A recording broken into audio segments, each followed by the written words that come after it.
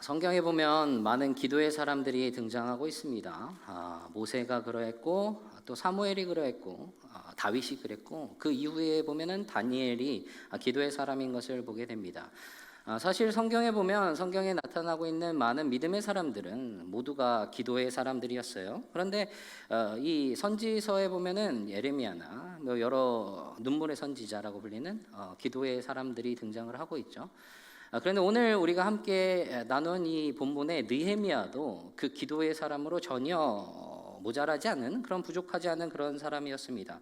그것을 오늘 이 느헤미야의 1장과 2장 전반부를 통해서 함께 나누게 될 텐데, 이 본문은 어느 부분이냐면 느헤미야가 예루살렘으로 가기 이전의 이야기들을 함께 나누게 되는 거예요. 그래서 그 이야기를 통해서 오늘 본문이 우리에게 보여주시는 것이 어떤 것일까 함께 나눠보고자 합니다. 느헤미야를 시작을 하면서 그를 소개하는 게 1장 1절이에요. 1장 1절에 뭐라고 그를 소개하냐면 하갈의 아들 느헤미야의 말이라 이렇게 하면서 아닥사스다 왕 제20년 기슬월에 내가 수상궁에 있는데 라고 그렇게 이야기를 하고 있는 것이죠. 하나네의 아들, 하갈의 아들이라고 이야기를 하고 있어요. 그리고 또 하나는 아닥사스다 왕 때 수상궁에 있었다라고 이야기를 하고 있습니다. 느헤미야는 포로 시대의 인물이에요. 이스라엘이 이제 포로 바벨론에 의해서 3차에 걸쳐서 포로로 잡혀가고 또 포로 귀환도 3차에 걸쳐서 포로 귀환을 합니다. 첫 번째는 수룹바벨이 이제 주요 인물이고 두 번째는 에스라, 세 번째가 바로 느헤미야죠. 그런데 이 수룹바벨과 에스라에 비해서 이 느헤미야는 조금은 이름이 그렇게 그 가문이 그렇게 주요하지 않은, 그렇게 드러나지 않은 그런 인물입니다. 스룹바벨은 스알디엘의 아들이라고 알려져 있어요. 여호야긴 왕의 손자죠. 그러니까 뭐예요? 왕족입니다. 왕족이에요. 다윗의 후손이라는 얘기죠. 물론 멸망하고 몰락한 왕조이지만 이 다윗의 후손이라는 것은 이스라엘 백성들에게 있어서 단순히 그냥 왕의 계보에 끝나는 것이 아니에요. 하나님의 약속이 이어져가는 그런 다윗의 왕조입니다. 그런 다윗의 후손이라는 것은 굉장히 이스라엘에게 있어서 큰 의미라는 것이죠. 두 번째로 에스라는 율법학자이면서 제사장입니다. 그 사람이 힐기야의 증손이라고 이야기를 해요. 대제사장 힐기야의 증손, 그러니까 아론의 후손이라는 것이죠. 제사장이에요. 정통 제사장입니다. 물론 성전이 무너졌어요. 제사장이 갈 곳들을 잃었지만 그럼에도 불구하고 이 이스라엘 백성들에게 있어서 제사장이라는 그 직분은 굉장히 중요한 의미를 가지고 있다는 것입니다. 그에 반해서 이 느헤미야는 출신이 기록이 되지 않습니다. 그의 아버지의 이름 하갈야 또한 이 느헤미야와 관련해서만 2번만 등장하고 있는, 언급되는 그런 이름인 것이죠. 그러니까 어떻게 보면 그렇게 주요한 가문이 아니었던 이 느헤미야가 지금 어디 있느냐? 바로 아닥사스다 왕 때 수산궁에 있다고 이야기를 하고 있어요. 아닥사스다 왕은 바사의 왕입니다. 바사의 왕이고 이 수산궁이라는 곳은 바사가 겨울에 그 왕들이 지내는 곳이 바로 이 수산궁이에요. 그러니까 겨울궁이죠. 바사가 당대에 이 바벨론을 물리치고 그 근동 지방을 다 점령을 했어요. 그리고 나아가서 유럽 지방까지 나아가려고 하고 있는 그런 모습인데, 그런 이 바사, 페르시아인데 이 바사의 궁이라고 하면 얼마나 화려하겠습니까? 그런데 그곳에서 이 느헤미야가 맡았던 일이 무엇이었냐면 왕의 술 맡은 관원장이었어요. 왕의 술 맡은 관원장. 단순히 그런 술 맡은 관원장이란 직책이 끝이 아니라 그 의미는 무엇이냐면 왕의 최측근이라는 거예요. 왕의 옆에 항상 붙어 있는 사람이라는 것이죠. 그러니까 그때 당시로 보면 굉장히, 어떻게 보면 세상의 눈으로 볼 때 성공한 사람이에요. 성공한 사람이죠. 포로민들에게도 더 그렇지만 이 귀족들과 견주어서도 별로 그렇게 부러워하지 않을 만 자기가 그렇게, 느헤미야가 그렇게 높은 자리에 있었다는 것이죠. 그런데 느헤미야는 그 현실 속에 그 시선이 거하지 않았습니다. 느헤미야의 시선이 어디에 거했는지 그것을 어떻게 아느냐면 바로 느헤미야가 기도의 사람이라고 했죠. 그의 기도의 모습이 어디에 담겨 있느냐에 보게 되면 그것을, 그 이유를 알게 됩니다. 느헤미야에 기록된 기도문이 9개가 있어요. 9개가 있는데 그 중에 처음이 1장에 기록된 기도문입니다. 그런데 성경에서는 기도문이 기록될 때 그 기도의 전문이, 그러니까 기도를 처음부터 끝까지 기도하는 것들을 다 기록해 두지 않았어요. 그러니까 기도의 중요한 내용들을 요약해 놓은 축약본이죠. 그러니까 그것이 9개가 들어있다고 한다면 느헤미야가 얼마나 하나님의 일을 위해서 기도하고 얼마나 하나님을 위해서, 그리고 그 백성들을 위해, 하나님의 일을 위해서, 그리고 하나님의 백성들을 위해서 간절하게 기도했는지를 볼 수가 있게 된다는 것입니다. 그러면 느헤미야는 어떤 기도의 사람이었느냐, 그 기도의 의미를 깊이 이해하고 누구에게 기도하는지를 분명히 아는 사람이었습니다. 그래서 이 느헤미야는 하나님의 말씀에 대한 이해가 분명히 담겨져 있는 그런 기도를 하나님께 올렸고, 그래서 그런 기도를 통해서 자신의 나라, 그 참혹한 현실 가운데 그냥 보고 있지 않고 그것을 위해서 기도했다는 거예요. 1장에서 보면 느헤미야가 자신의 나라의 그 참혹한 현실을 듣게 돼요. 너무나 마음이 아파서 수일 동안 금식하면서 기도했다고 이야기를 하고 있어요. 단순히 잠시만 기도한 게 아니라 수일 동안 기도했다고 이야기를 하고 있는 것이죠. 그 수일 동안 기도하는 이 느헤미야, 현실 속에서는 굉장히 부러워할 만한 그런 사람인데 그 현실에 안주하는 것이 아니라 자신의 나라와 하나님의 그 백성들을 향한 그 시선이 거기로 가서 그것을 통하여 기도하고 있는, 깊은 마음을 담아두고 있는 느헤미야의 모습이라는 것이죠. 그럼 느헤미야가 어떻게 기도하고 있는가, 그것을 보면 먼저는 느헤미야는 누구에게 기도하는지 분명히 알았던 사람입니다. 1장 5절에 보면 그것을 잘 알려주고 있는데 1장 5절에 이렇게 그가 기도를 시작을 해요. 하늘의 하나님 여호와, 크고 두려우신 하나님이여, 주를 사랑하고 주의 계명을 지키는 자에게 언약을 지키시며 긍휼을 베푸시는 주여, 간구하나이다.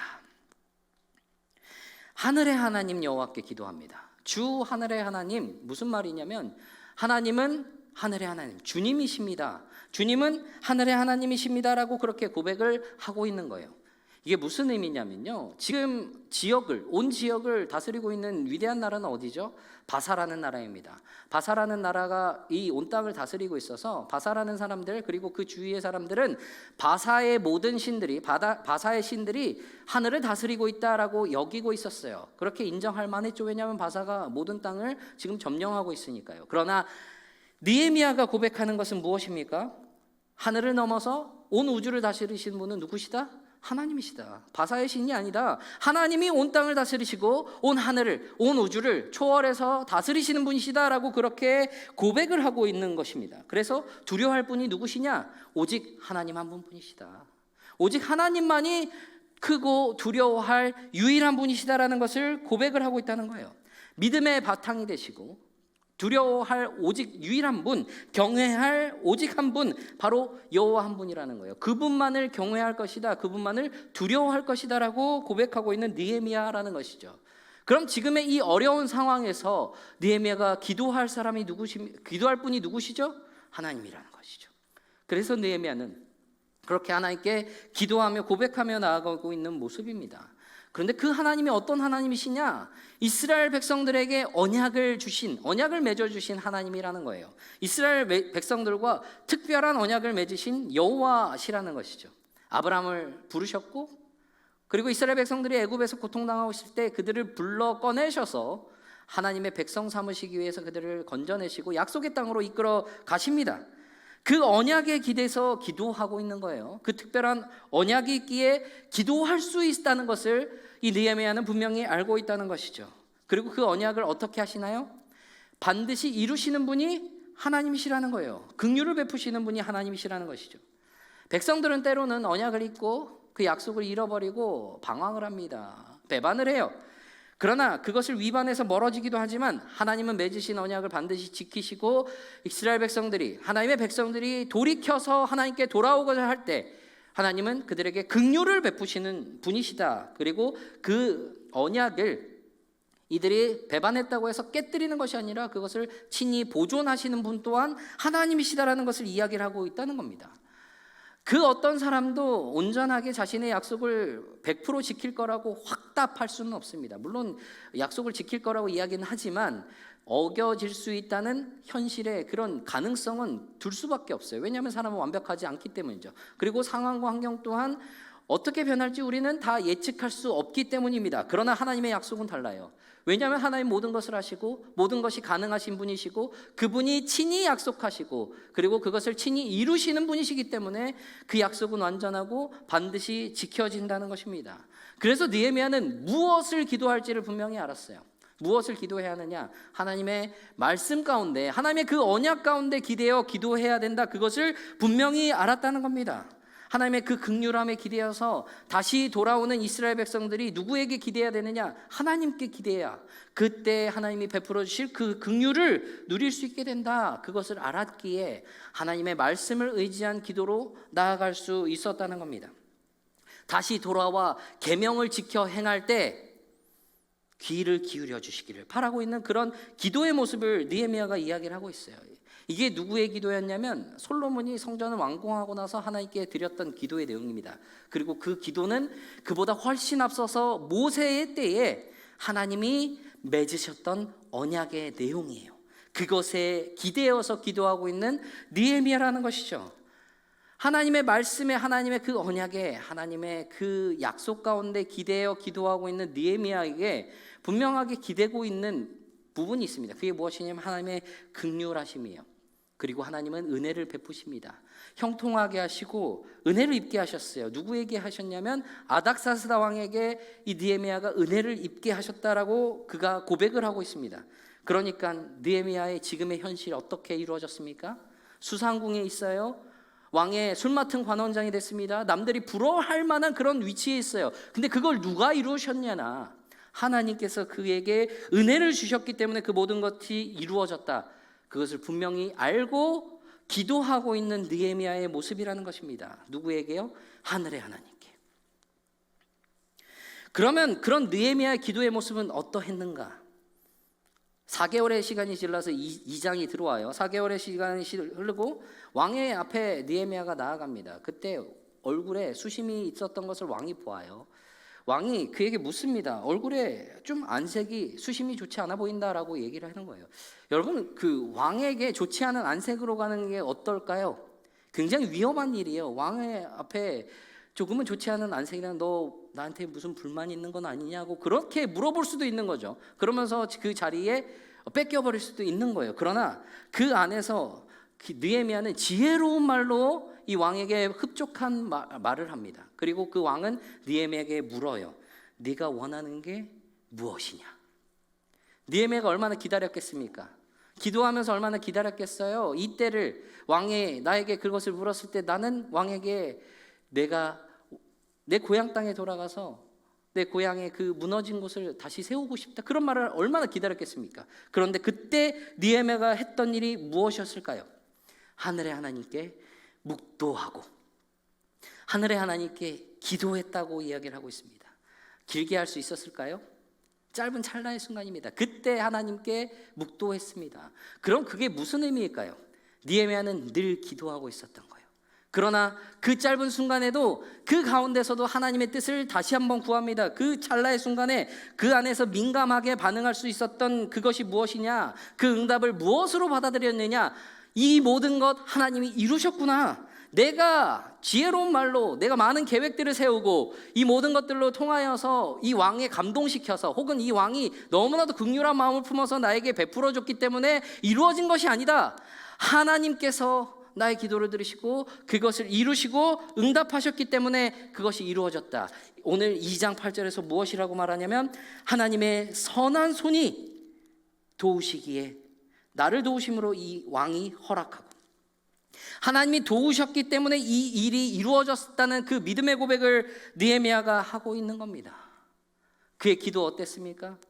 자신이 기도하는 분이 누구신지를 분명히 알고 기도했어요. 하늘의 하나님께 크고 두려우신 하나님께 기도하면 나아갔습니다. 무엇을 가지고 기도했습니까? 하나님이 하신 그 약속을 붙들고 하나님의 그 말씀을 붙들고 기도하며 나아갔어요. 그 기도의 모습이 어떠했느냐? 늘 기도하는, 끊임없이 하나님께 기도하며 나아가는 그 간구의 모습을 나타냈던 것입니다. 그 기도하는 모습을 통해서 하나님이 어떻게 응답하십니까? 하나님의 선한 손이 그를 도우심으로 하나님의 손이 그를 도우셨다는 겁니다. 그 손이 있기에 하나님이 이루시기에 그 일들이 이루어질 수 있었음을 분명하게 보여주고 있는 것이죠. 기도의 사람의 그 모습이 이러한 겁니다. 우리가 그런 기도의 사람이 되기를 간절히 바라요. 하나님을 더욱 알고 하나님을 더욱 깊이 알고 그런 하나님께 온전히 나아가고 하나님을 붙드는 우리 기도자가 되기를 간절히 바랍니다. 하나님의 뜻을 구하고 그 약속에 기대어 하나님의 말씀을 붙들고 기도하는 그런 기도자가 되기를 간절히 바라요. 그런 기도자의 모습, 늘 기도하고 기도에 힘쓰고 하나님을 붙들고 하나님을 의지하는 나의 모습이 무엇으로 나타나느냐? 늘 기도하는 모습으로 나타나는 우리의 고백이 되길 바랍니다. 그런 고백이 우리의 고백이 무엇이 됩니까? 이루시는 분은 하나님이시다. 내가 계획하고 내가 실행하고 있는 것처럼 보이지만 그것을 이루시는 분은 누구시다? 하나님이시다. 그런 고백 가운데 기도하는 우리가 되길 간절히 바랍니다. 그럴 때 가장 적합하고 가장 때에 알맞는 응답을 주시는 그 선하신 하나님이 이루시는 그 모든 것들이 가장 선하다는 그런 고백과 믿음 가운데 우리 더욱 주님의 말씀을 지켜 행하고 순종하며 살아가는 그런 기도자가 되시는 우리 모든 성도님 되기를 간절히 바랍니다.